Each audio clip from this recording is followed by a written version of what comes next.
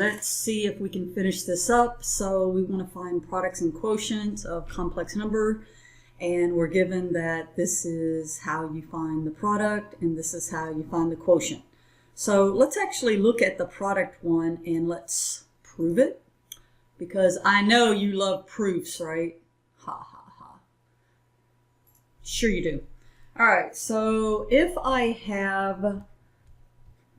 can write this first one,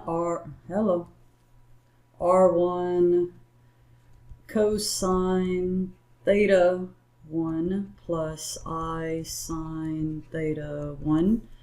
And I have the second one, which would be R2 cosine theta 2 plus I sine theta 2. And I want to multiply these to show that that proof on the slide before is that it works. So if I multiply them, I can bring the r's out front. Okay, nothing wrong with that. And then these two pieces I'm going to FOIL. So in other words, I'm going to multiply that times that. So that's cosine theta 1 cosine theta 2. Then I'm going to multiply that times that. So plus I sine theta 2 cosine theta 1. And then multiply that times that. Plus I sine theta 1 cosine theta 2. And then finally multiply this last piece, which would be I squared sine theta 1 sine theta 2. Hopefully I wrote all that down right. All right, now of course you remember that that's -1. Of course you remembered that. And if you notice sine, cosine, so in other words, if I put those together, R1, R2, I have cosine theta 1 cosine theta 2 minus sine theta 1 sine theta 2. Does that look familiar? No? It should. This is the sum formula. Sum formula. Not some formula, the sum. Alright, and then of course, so we're putting that together.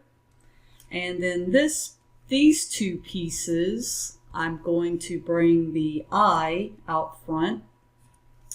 And so I'll write this piece first. So sine theta 1 cosine theta 2 plus sine, I meant to write cosine first. Doesn't matter, cosine. I just thought maybe you would recognize it more if the cosine was written first, and hopefully you recognize that that's a sum formula. If not, grab that formula sheet and look. And so then finally we get R1, R2. This is theta 1 plus theta 2, cosine sum formula. And then this piece right here, of course, would be the sine sum formula. And that's how, going back on our slides, how they come up with this formula. You could prove this one. You could. You never know. It could show up on a test. And so you could prove the quotient one the same way. So now we just simply use these. So if I want to multiply, find ZW, and I don't see no stinking W. Apparently one of these should be a W, huh? So let's make it a W. So this is what happens when you copy and paste all the time. So of course, multiplying this, I can see that based on my proof and this formula, that I can just multiply the 3 times 5. And then inside here is, so this is going to be my theta 1. Okay, so you can see 20 degrees, and then my theta 2 will be the 100 degrees. So, which would be cosine of 20 plus 100 plus I sine 20 plus 100. And that, of course, gives 15. This is the cosine of 120, that should be degrees, plus I sine 120 degrees. And for your answer, you just simply leave it in that same format. All right, if I want to divide, once again, that W, it's there. You just don't see it, right?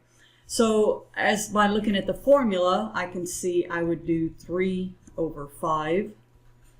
And then cosine of 20 minus 100 plus I sine 20 minus 100.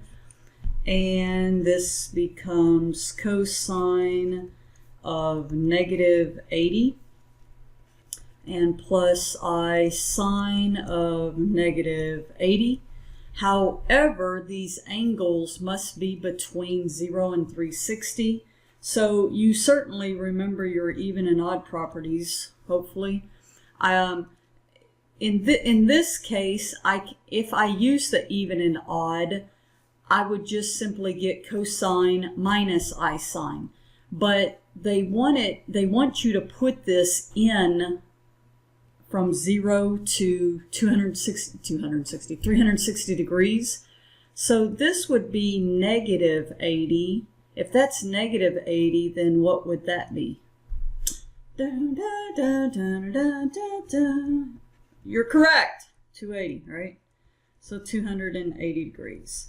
So in this case, you cannot use the even and odd properties because you have to change your negative angle into what would it be to be a positive angle. And that brings us to de Moivre's theorem.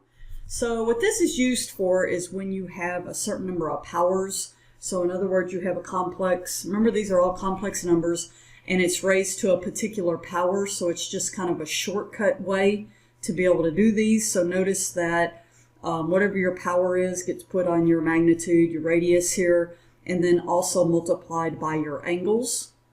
So for example, something like this, if I'm doing to the third power, then it would be 2 to the third power. See where I got that 2 from? See where I got that 3 from?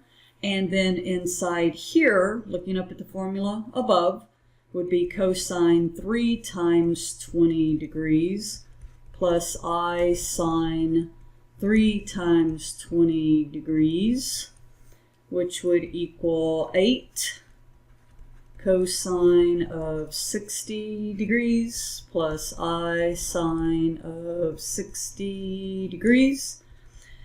And this one you would actually finish out. So the cosine of 60 degrees, 1/2. So it'd be the square root of 3 over 2i. And then, of course, I can take and do that right here. So it would give me 4 plus 4 square roots of 3i. So in other words, I took 1/2 of an 8 and then 1/2 of 8 again to get the 4s and 4s, and that's what I had left over. And woo! That finishes that section. I know you're disappointed that it's not longer, but that's all I got.